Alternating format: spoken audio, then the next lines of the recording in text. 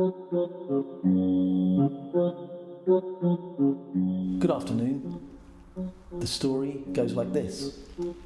As their molluscan Martian overlords drop care packages from hovering drones, the feral children of Earth hunt dogs and cats across the scorched surface of the planet, while their parents cower below in bunkers, hunched over tiny, colourful playsets cobbled together out of scavenged parts, recreating in miniature a nostalgic idyll of their old lives in pre-interstellar war consumer society.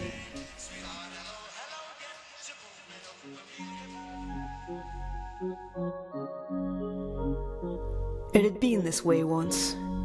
Really been like this in the old days. Norm Shine could remember his own LP collection, and he'd once had clothes almost as swanky as Perky Pat's boyfriend, Leonard. We lived then, Norm Shine said to himself, like Perky Pat and Leonard do now. This is how it actually was. Playing this game is like being back in there, back in the world before the war.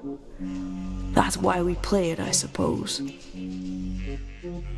He felt shame, but only fleetingly. The shame almost at once was replaced by the desire to play a little longer. Todd Morrison picked up their Perky Pat. He held it, stroking its blonde hair. "Whatever are you doing?" his wife inquired.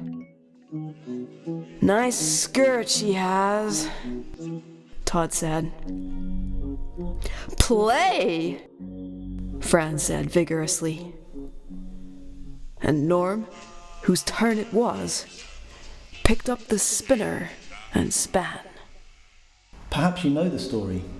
It was published in Amazing Stories in 1963, and Philip K. Dick later reprised the concept in 1965 in The Three Stigmata of Palmer Eldritch, where the physical Perky Pat layouts, when paired with the psychotropic drug Can-D, become psychedelic portals to an addictive parallel reality.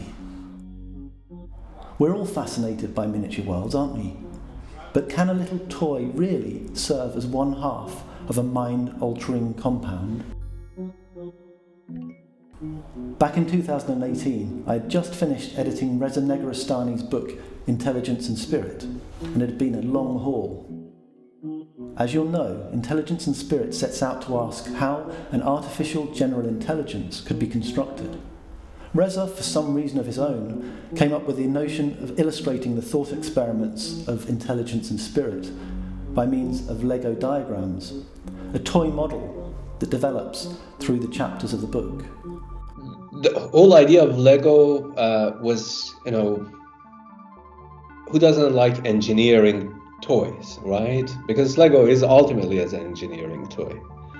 And it goes, kind of neat with all these sort of Salarzian neo-rationalist, how things in the broadest possible sense hang together in the broadest possible sense. And this whole idea that you get a set of just building blocks, and you get an instruction how to build this, but then if you are a child, if you haven't killed your inner child, you put them together in a completely different way. You create homemakers out of a spaceship Earth, or Death Star out of a dinosaur. So that sort of reconfiguration of the premises is just a Lego problem. Toy models are meta models. If we are thinking only in terms of a very specific set of methods or models, we are kind of having always a blind spot. We behave as if we are in that sort of Kantian la la land where the a priori is the only game in town, or bottom-up models are only game in towns. So to get out of that sort of blind spot, the pigeonhole of the model, go to the meta-theoretic models, where you can see a host of other problems in conjunction and in parallel, with the sort of problems that you are trying to solve with your model, that I think is the necessity of, constructing a toy model, aka an explicit meta-theoretical account of how you use, abuse, and misuse models. You need to entertain model pluralism, so to speak, because that's the only way that we can actually, not to make AGI, but to think about it. The sort of questions and problems go to the making of AGI. But this is exactly something that was already in Intelligence and Spirit in terms of meta models. Reza showed me the software he had used to render the diagrams, and no sooner had the thought struck us than, without delay, without a day's rest, we immediately started work on making the Lego set for real. After all, the idea of the toy model is that you should be able to tinker with it yourself.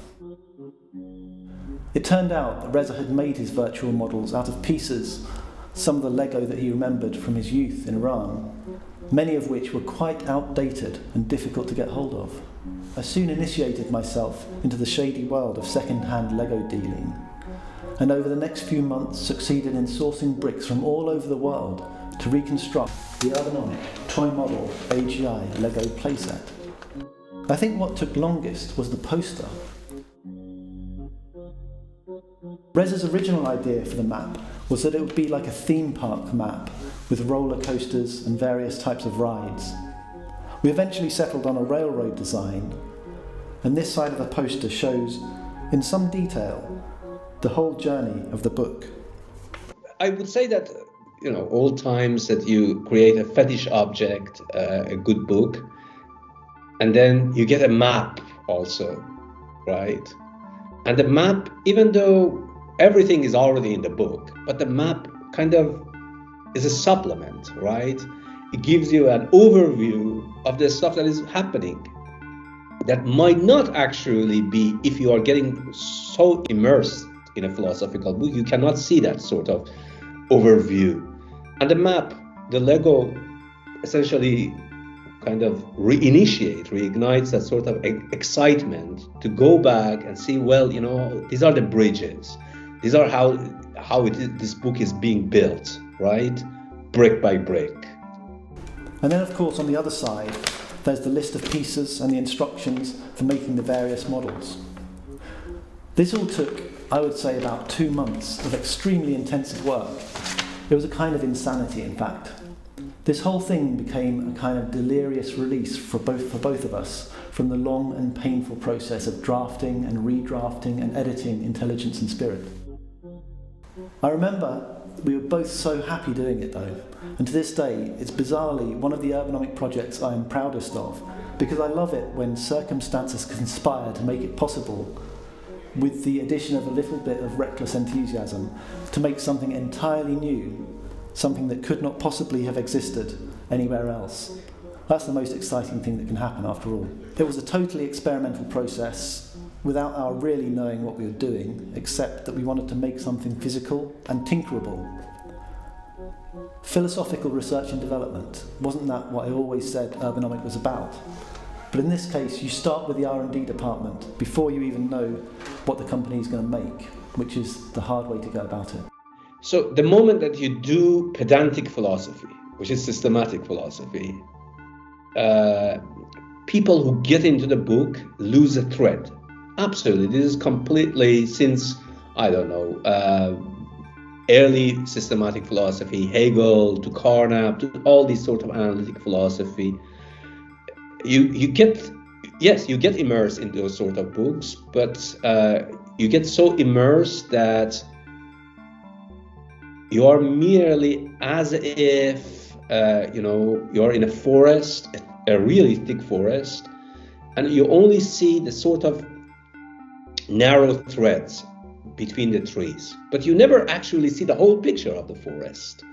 And the map is really, I would say, supposed to give you the forest, the thickness of the forest itself, but without either superbly watering it down, because it's always just a diagram, it's a map, or without actually giving you this illusion that the sort of book that you just read can be exhausted. Because I think the systematic philosophy, that is the whole point of systematic philosophy, that there are various sort of ways that you can navigate, decipher a philosophical book. My general complaint about reading philosophy is that people choose to decipher only one way of reading it. I think by this point, Reza and I had both become rather disillusioned about the relationship between philosophy and contemporary art, and we were quite adamant that we didn't want this to become an art object. In the end, the huge amount of work we put into it and the price I had to pay for those elusive rare bricks meant that the price of the set, of course, was way above what you'd pay for a normal Lego playset. And since we could only manage to produce a limited run, we also included a certificate of authenticity in each one. But at the time, we decided that we would design this thing so that it would be very difficult to keep it pristine and untouched with the aura of a precious art object. Ideally, it would be a real mass-manufactured cheapo commodity. As it was, we tried to include all of the features that make a real consumer object, particularly a toy, lose its aura very quickly. So we tried to remember back to how it felt to finally get hold of some coveted toy as a child. Firstly, there are various things that aren't included in the set, or that you can't actually make with the pieces included. And then there's the fact that effectively you have to make a choice between opening the playset and actually playing with it, and therefore discovering whether it fulfills its function, or putting it in your display cabinet and admiring it. I also tried to make sure that the material used for the box was the same cheap cardboard as a real Lego box. It's hard for me to say that they are not art objects, but I would say that they are not just art objects. They are definitely aesthetic objects, and there is an allure, but that allure doesn't come with certain sorts of, habituated ways of looking at an art object, right? Precisely because they are in the business of dehabituating your encounter with something that might be beautiful, might be dense, has a massive amount of compressed information, right? So precisely because they don't have that sort of, habituated transparency of the object that pretends to be transparent as an art or a beautiful object, and hence, by virtue of that, ultimately ends up to be very opaque. They undercut that sort of things. I mean, you could actually make the connection here with art history, with a whole series of boxes that artists have made, all of which connect in one way or another to this problematic of mass-produced commodities, of things that come in identical boxes. There are Duchamp's boxes of miniature reproductions of his own works, the kind of avant-garde Perky Pat layout. There are Warhol's Brillo boxes, Joseph Cornell's boxes, Jeff Koons' obsession with cereal boxes, which he sees as a kind of religious object. And in fact, cereal boxes are among the first things that we read as kids. They're the locus of an original libidinal investment in reading, as the roller coaster Sugar Rush melds with the words, puzzles, and cartoon characters that inhabit all sides of the package. There's also the concept of the black box, a device that carries out some kind of operation on its input and produces an output, but whose inner workings remain entirely opaque. Of course, I work a lot in two-dimensional graphic design for the book covers at Urbanomic. I mean, books are three-dimensional, but except on rare occasions, that fact doesn't enter into the design process a great deal.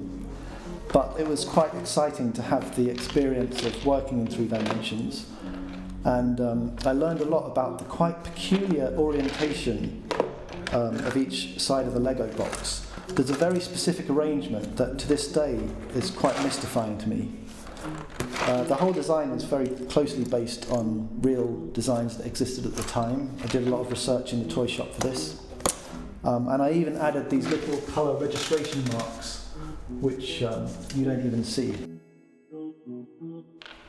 So the thing is conceived as if it were really a commodity, as if you could pick up this cheap plaything and use it as a device to understand the complexities of a book like Intelligence and Spirit. And it's important to say that genuinely, this really is a map of the book. It guides you through the various stages.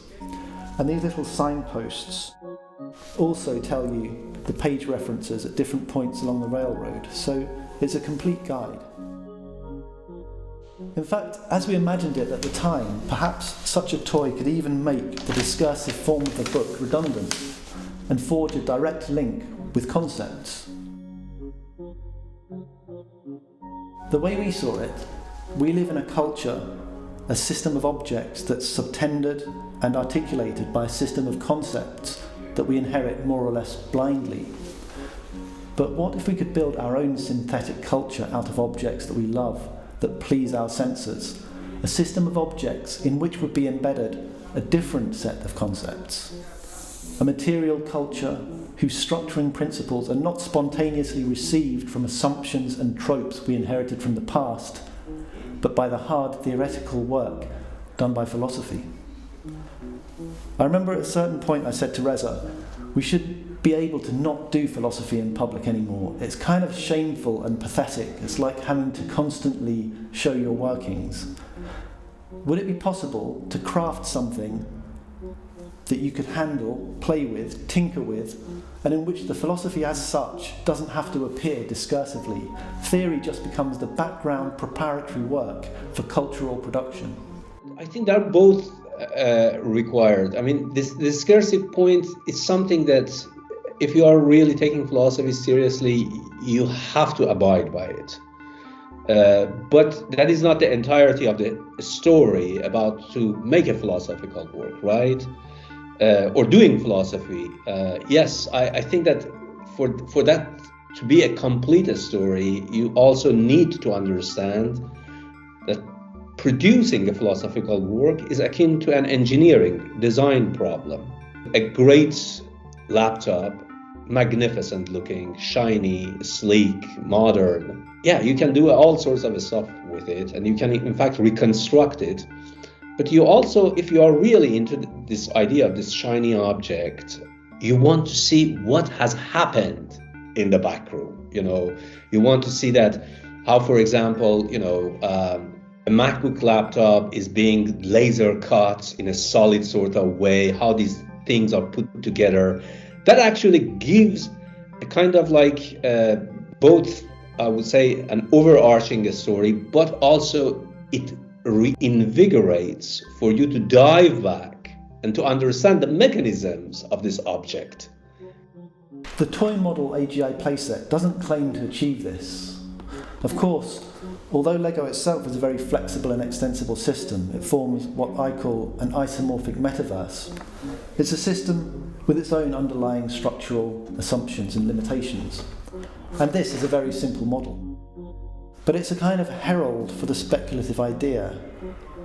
Would it be possible to take a set of carefully engineered and articulated concepts which together produce a coherent philosophical worldview and marry it with a physical product, a layout that is mass-produced to appeal to the senses and would combine with those concepts to bring about a truly mind-altering experience? Essentially, my point of entry to be interested in this sort of stuff, like toy models, toys actually, as engineering problems, conceptual engineering or otherwise, is, are you familiar with Friedrich Froebel? So Friedrich Froebel was a German educationist, right? He is considered to be the founder of kindergarten. He had this idea that, look, children should read books, mathematical books and all sorts of shit. But with every book that you give a child, give them a gift, which is called the Froebel gift. This gift is just a box. Usually it's kind of upgradable, like in video games. You can level up and reconstruct it to a really big box. So a small box that a very young child gets has bunch of threads, kind of wood sticks, and then this is supposed to address the sort of problems that already is in the book, to put them together, learn just the basics, in a kind of manipulative sort of sense. And then if you master that box set, you will be upgraded, you will be given a new gift, which is a bigger box, this time with pulleys and all sorts of shits. So Toy philosophy, it has multiple scales. First, I genuinely distrust any philosopher who has killed his or her inner child. Because at that moment, you just pigeonhole yourself with one set of philosophers. You can never actually start to build a new edifice out of, this sort of going back and forth between various sort of philosophers that might be always in clash. But isn't philosophy one of the very few disciplines that cherish its own history? Not a sterile history, but a story that needs to be disturbed for it to be, to become a history. You can always go back to the old bricks and use them for something. Yes, look, to be honest with you, this is exactly what I have been doing. So I would say that Toy Up in a more systematic or serious sort of way, in the sense that you're essentially, when you are doing philosophy, you have two different levels of conceptual engineering. One, I would say that, late Carnap's idea that you have to re-engineer concepts to understand their lacks and assign, repairs, remedies for such concepts to be working, even if that entails replacing, For example, when we are having a Lego, sometimes these pieces just don't fit. So you have to find a new piece, you have to buy a new one, right? You have to find one on eBay or any sort of place, right? To make sure that they fit together.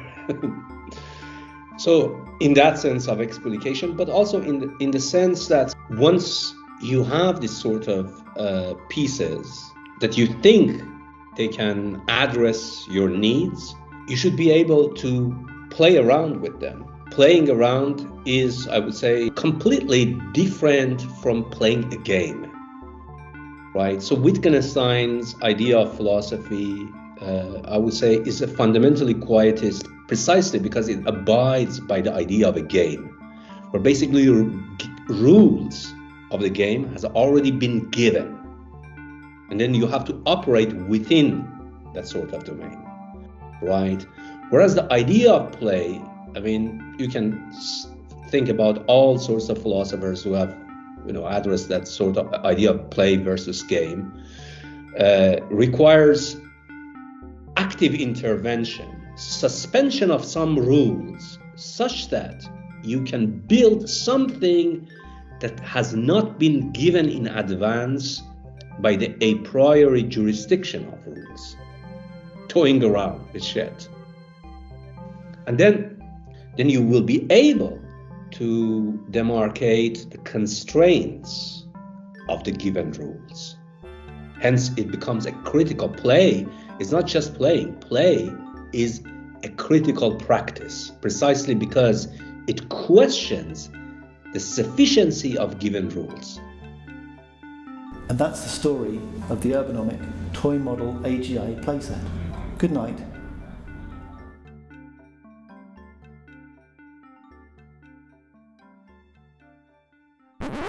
I remember you said something that, I vividly remember you were coming, I don't know, from Goldsmith to your home. You were on train and you said that all my life has become is to moving one single isometric pixel by pixel. Something like that.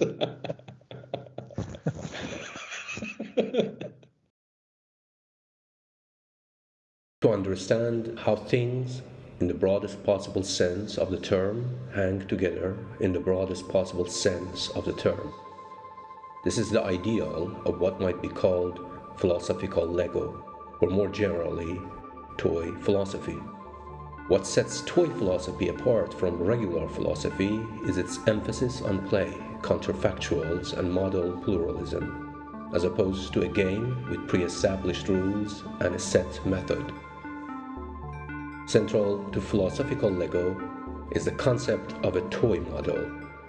Every model is bound to be theory-laden. To some extent, theories always come with their own baggage of implicit assumptions, not only about how things are, but about how and by what means they should be structured. We often take such assumptions for granted, as if there is a direct correspondence between how we structure the world and what the order of things is, the traditional game played by philosophy.